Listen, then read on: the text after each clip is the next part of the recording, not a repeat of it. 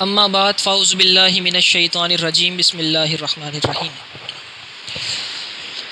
مولاي صلی وسلم دائما ابدا علی حبیبک خیر الخلق کلہم یا من یشفع عند حضرت طہ اشفع لنا یا اوجہ الشفاء نظرت الی بلاد اللہ جمعا کخردلۃ علی حکم اتصالی مولاي صلی وسلم دائما ابدا علی حبیبک خیر الخلق کلہم۔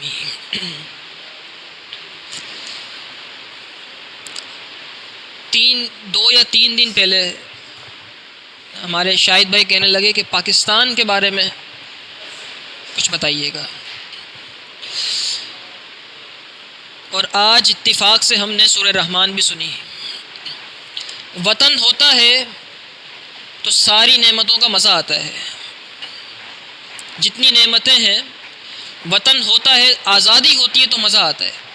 غلامی میں اگر کسی غلام کو پنجرے میں بند کسی قیدی کو سونے کے کنگن بھی پہنا دیے جائیں تو اس کو مزہ نہیں آتا۔ جتنی نعمتیں ہیں ان کا مزہ اور ان کا لطف جو ہے وہ آزادی کے ساتھ ہے۔ میں یہ سوچ رہا تھا کہ پاکستان کا تذکرہ شروع کہاں سے ہو، بیان کہاں سے کیا جائے پاکستان، تو ایک خیال آیا کہ اپنے وطن کا تذکرہ ہونا چاہیے رسول اللہ کے وطن کے ساتھ، مدینہ منورہ سے تذکرہ ہونا چاہیے، نبی پاک صلی اللہ علیہ وسلم کے شہر مقدس سے تذکرہ ہو۔ حضور نبی پاک صلی اللہ علیہ وسلم نے جو وطن سے محبت کرنا سکھائی ہے، حضور نے عمل کے ذریعے سے مدینہ منورہ سے محبت کر کے حضور نے اپنے اپنے وطنوں سے جو محبت کرنی سکھائی ہے وہ کمال ہے۔ صحابہ کہتے ہیں کہ جب نبی پاک صلی اللہ علیہ وسلم جاتے تھے مدینہ منورہ سے تو سواری آہستہ کر دیا کرتے تھے کہ راستہ دیر سے ختم ہو، دیر سے مدینہ ختم ہو، دیر سے جدائی ہو مدینہ سے۔ اور جب واپس آتے تھے مدینہ منورہ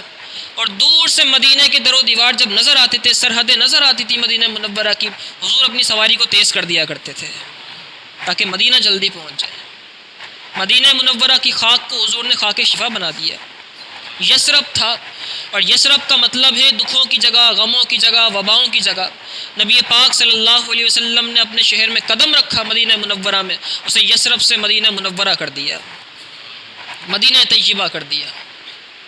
یہ ہے۔ اور علامہ سمہودی علیہ الرحمہ ایک ہمارے عالم گزرے ہیں، انہوں نے ایک کتاب لکھی ہے الوفاء الوفا باخبار دار المصطفیٰ کے نام سے۔ کتاب کا نام ہی ایسا ہے، کتاب کا مطلب ہے الوفاء الوفا، وفاؤں کی وفا، رسول اللہ کے شہر کی خبروں کے بارے میں، باخبار دار المصطفیٰ۔ اور بڑی عشق اور محبت میں ڈوب کے انہوں نے یہ کتاب لکھی ہے الوفاء الوفا، علامہ سمہودی علیہ الرحمہ نے، عربی میں ہے۔ اور اس میں آپ نے ایک روایت نقل کی، آپ نے فرمایا رسول اللہ صلی اللہ علیہ وسلم نے ارشاد فرمایا جو شخص ایک مرتبہ مدینہ کو یثرب کہہ دے اس کو چاہیے کفارے کے طور پہ 10 مرتبہ مدینہ منورہ کہے۔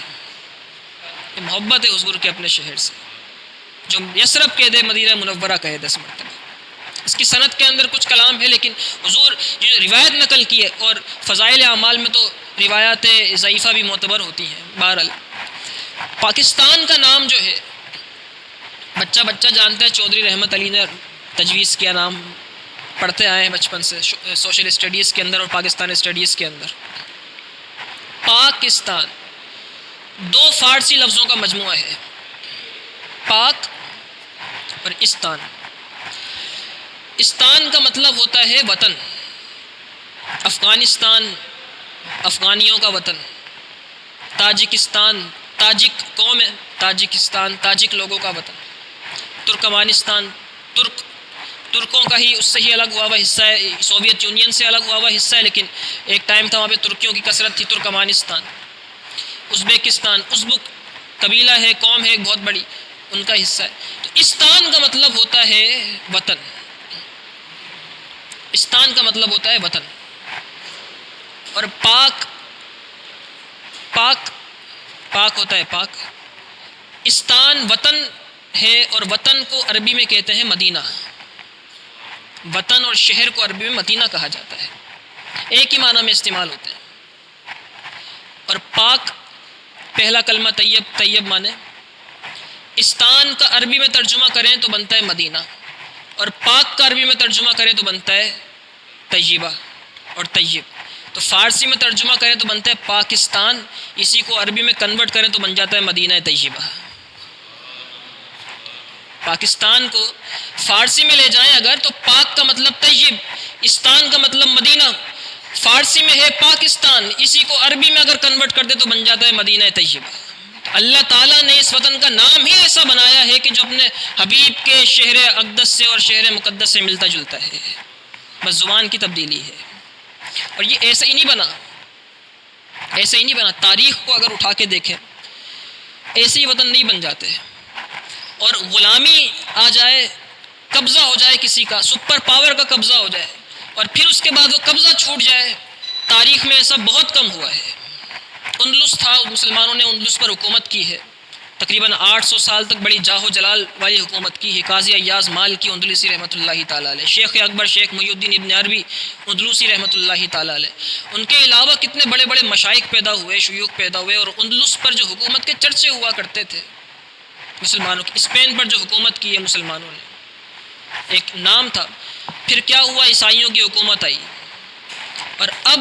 اس وقت سے لے کر اس حکومت کو گئے ہوئے بھی تقریباً 700 سے 800 سال ہو گئے، اس وقت سے لے کے اب تک وہاں کے مسلمان اٹھ نہیں سکے، پھر سے اندلس کو حاصل نہیں کر سکے۔ وہ قرطبہ کی مسجد اب تک ویسے ہی ہے، اس کے 100 مینار اور اس کے 100 گنبد ایسے کے ایسے ہی ہیں، اور اس کے 100 پلرز ایسے ہی خالی ہیں، اس کو استبل تک بنایا گیا۔ وہاں پہ انہوں نے اپنا اسلحے کا ڈپو بھی بنایا، وہاں پہ اس کو گرجا خانے کے اندر بھی تبدیل کیا، نہ جانے کیا کیا کیا عیسائیوں نے وہاں پہ جانے کے بعد، لیکن اب تک وہاں کے لوگ اٹھ نہیں سکے 700-800 سالوں تک، اب تک کوئی حال نہیں ہے وہاں پر۔ میری ایک لڑکے سے بات ہوئی، اندلس کا یہودی لڑکا تھا، اس سے بات چیت شروع ہوئی ایسے ہی انٹرنیٹ کے ذریعے سے، تو میں نے اس سے پوچھا تم نے قرطبہ کی مسجد دیکھی ہے؟ تو وہ مجھے کہنے لگا کہ قرطبہ کی مسجد تو کئی سالوں سے بند ہے، ہم نے تو اس مسجد کا نام ہی تبدیل کر کے رکھ دیا ہے، اب اس کو مسجد کہتے ہی نہیں ہے، مسجد کس بات کی، انگریز تھا کوئی۔ علامہ اقبال جب گئے تھے اور قرطبہ کی مسجد کے باہر جا کے بیٹھے تھے، چوکیدار سے رو کر کہا تھا کہ ذرا کھول دو، 2 رکعت نماز نفل پڑھنا چاہتا ہوں، تو اس نے منع کر دیا تھا علامہ اقبال کو۔ مفکر پاکستان، اس وقت بھی آپ کا بڑا قد تھا اور آپ کا نام تھا علامہ اقبال کا، اتنا بڑا مفکر اور فلاسفر جا رہا تھا، منع کر دیا تھا چوکیدار نے، کہا تھا نہیں منع ہے اندر جانا۔ تو علامہ اقبال نے کہا تھا کوئی ایسا وقت بتاؤ جب کوئی نہ دیکھ رہا ہو، تمہیں اپنی جان کا خطرہ ہے نا کہ اندر جاؤں گا تو تمہیں مار دیا جائے گا یا تمہیں نکال دیا جائے گا، فارغ کیا جائے گا نوکری سے، تو ایسا وقت بتاؤ جس وقت میں آ جاؤں تمہیں نقصان نہ ہو۔ تو اس چوکیدار نے کہا تھا آدھی رات کو آ جانا۔ علامہ اقبال آدھی رات کو گئے تھے اس مسجد کے اندر، اور اس مسجد میں کھڑے ہو کے کونے میں ہلکی آواز سے اذان دی تھی، کئی سالوں کے بعد اذان دی تھی علامہ اقبال نے مسجد میں جا کر، اور پھر کونے میں رو کے آپ نے نماز پڑھی تھی، اور پھر آپ نے وہ پوری نظم لکھی تھی جو قرطبہ کے بارے میں آپ نے نظم لکھی ہے، قرطبہ کی مسجد کے بارے میں۔ کہنے کا مقصد یہ ہے کہ وہ وقت تھا اور اب تک وہاں کے مسلمان اٹھ نہیں سکے ان 700-800 سالوں گزر جانے کے باوجود، لیکن اللہ تعالیٰ نے برے صغیر کے مسلمانوں کو ایک الگ ہی چیز عطا فرمائی ہے، ان کے دل، ان کی جرت، ان کی شجاعت اور ان کا عشق اور ولولہ، پوری دنیا کے لوگوں کا عشق دیکھیے الگ ہی ہوتا ہے۔ مدینہ منورہ جا کے اگر آپ کو چیک کرنا ہو نا، سارے لوگ آئے ہیں، پوری دنیا کے لوگ ہیں، اور پاکستانیوں کا عشق دیکھ لیں وہ الگ ہی ہوتا ہے، دیوانہ وار گھوم رہے ہوتے ہیں مدینہ منورہ کے اندر پاکستانی۔ اللہ تعالیٰ نے الگ ہی چیز عطا فرمائی ہے، اور پاکستانیوں کو دیکھیں 1857 کے اندر حکومت گئی ہے اور 90 سال بھی انتظار نہیں کر سکے، پھر سے اللہ تعالیٰ نے ملک عطا فرما دیا۔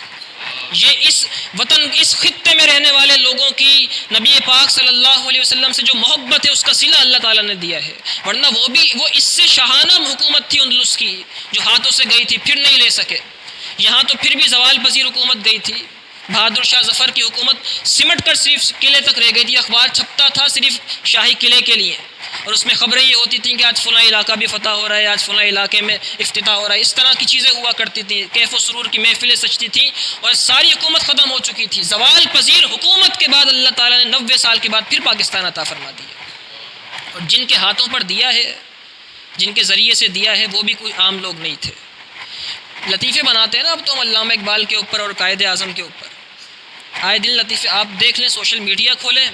یا 4 لڑکے مل کے بیٹھ جائیں اور پھر علامہ اقبال اور قائد اعظم پر لطیفے۔ علامہ اقبال پر تو پھر اتنے نہیں بنتے جس قدر قائد اعظم محمد علی جناح پر بنتے ہیں۔ اللہ تعالیٰ نے یہ وطن بنایا بھی اس کے ہاتھ پر جس کے نام میں محمد بھی آتا ہے، علی بھی آتا ہے۔ قائد اعظم کوئی عام شخصیت نہیں تھے، بزرگوں نے لکھا ہے کہ اللہ تعالیٰ نے انہیں مقام ولایت عطا فرمایا ہوا تھا، اللہ کے ولی تھے۔ اور ایک کتاب ہے قائد اعظم کے بارے میں، ایک نظریہ لوگوں کا یہ بھی ہے کہ قائد اعظم اثنا عشریہ شیعہ تھے، اس طرح کی باتیں بھی لوگ کرتے ہیں، آپ لوگوں نے بھی سنا ہی ہوگا، بڑی مشہور و معروف بات ہے، صرف سنی سنائی بات ہے۔ ہمارے ایک بزرگ عالم دین ہے علامہ سید صابر حسین شاہ بخاری دامت برکاتہم العالیہ، پنجاب کے عالم ہیں، انہوں نے 280 صفحات پر پوری ایک کتاب لکھی ہے قائد اعظم کے مسلک کے نام سے،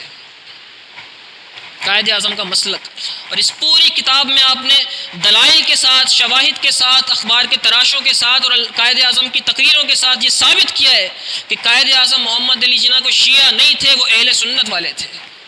نمازیں بھی ایسے ہی پڑھتے تھے، ان کا نکاح بھی سنیوں کی طرح ہوا تھا، وہ اذان بھی ایسی دیا کرتے تھے، ان کا کلمہ بھی یہی تھا، ان کے کلموں میں علی جن ولی اللہ نہیں آتا تھا۔ انہوں نے ثابت کیا باقاعدہ، سنی سنائی باتوں پر یقین کرنے کی آپ کو ضرورت نہیں ہے۔ اور اسی کتاب کے اندر انہوں نے ایک واقعہ لکھا ہے، وہ کہتے ہیں کہ قائد اعظم محمد علی جناح نے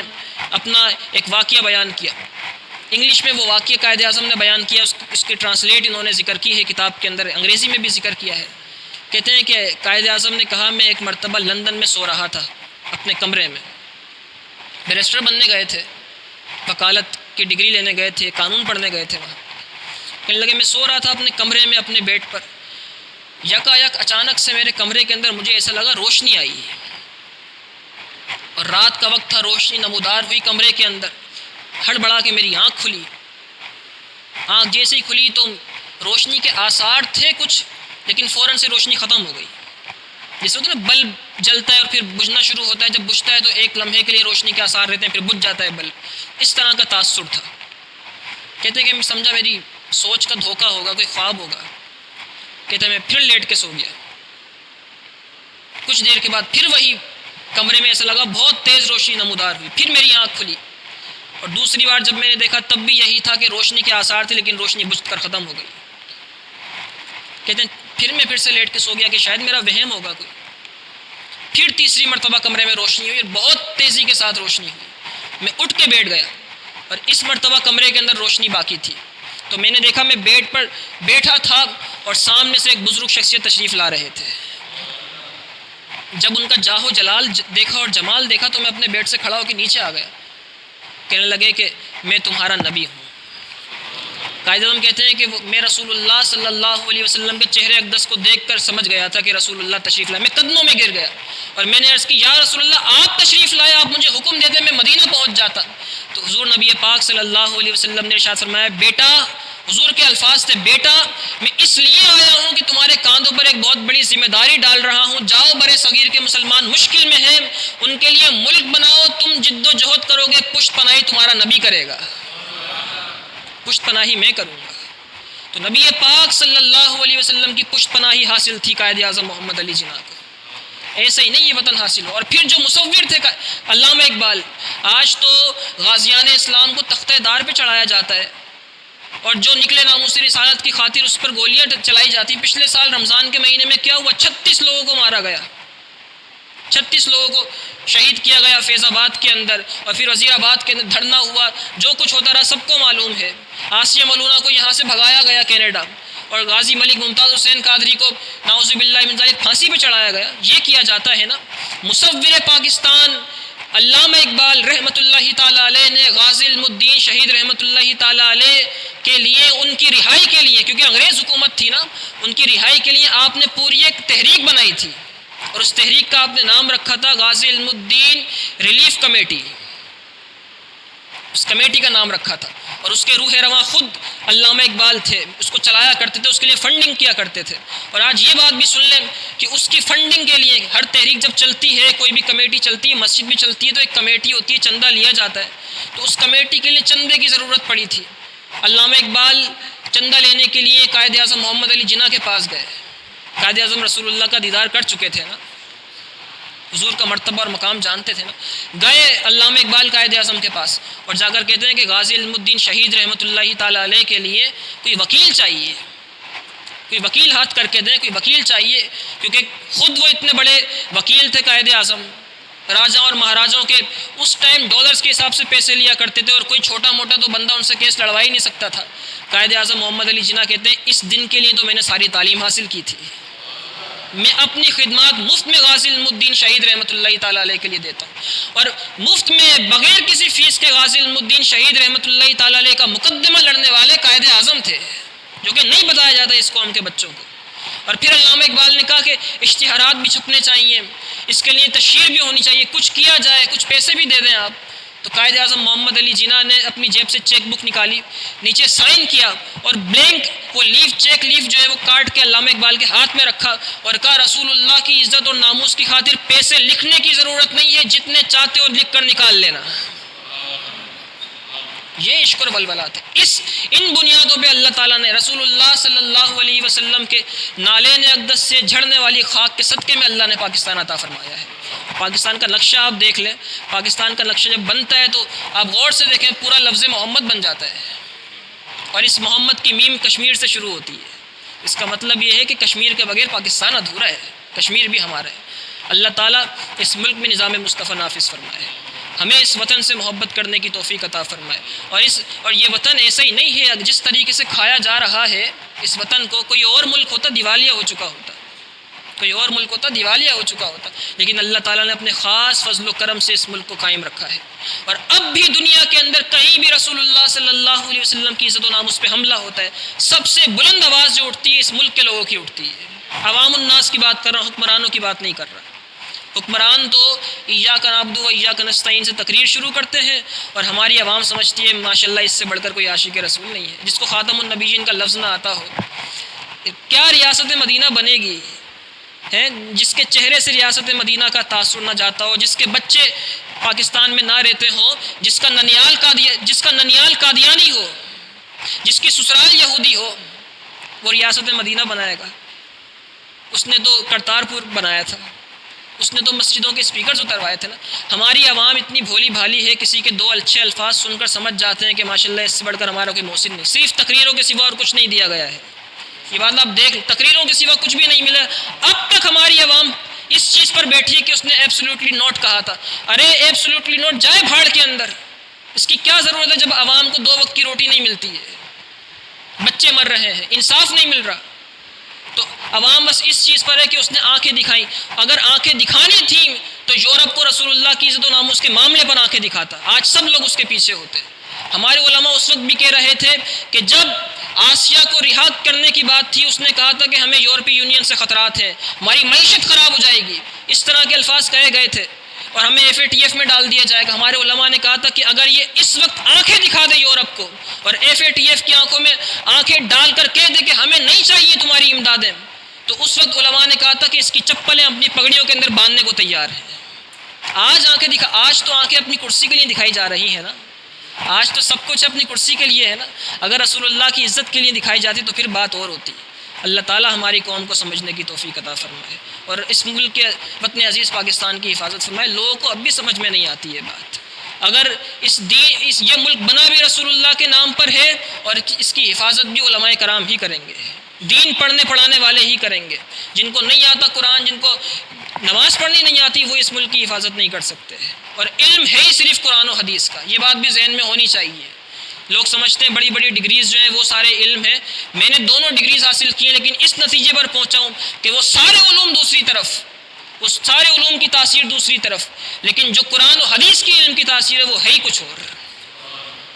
ہے ہی کچھ اور۔ اللہ تعالی ہمیں دین سیکھنے کی توفیق عطا فرمائے۔ وآخر الدعوانا الحمدللہ رب العالمین۔ اللہم انت السلام ومنک السلام والیک یرجع السلام۔ حینا ربنا بالسلام وادخلنا دار السلام، تبارکت و تعالیت یا ذی الجلال والاکرام۔ وصلی اللہ تعالی علی خیر خلقہ ونور عرشہ وقاسم رزقہ سیدنا و مولانا محمد وعلی آلہ وصحبہ اجمعین برحمتک یا ارحم۔